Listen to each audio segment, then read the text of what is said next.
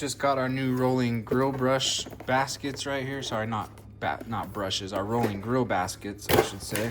Thought I'd do a little opening of the box on camera so you guys can see how it comes packaged, everything that it comes with, and just the overall quality of the product. I know I really like these videos, seeing these beforehand.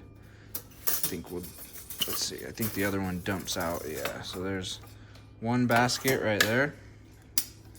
There's a look at the bottom of it. There's a look at the top of it. It's the lid, little clip right there that you just pull up on. That opens up the basket for you. There's a look at the inside. And then here's the smaller version of it. Same thing, just open up the cap.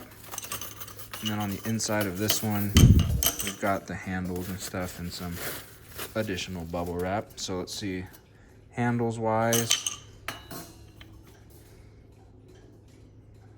and those just screw in right here on the bottom.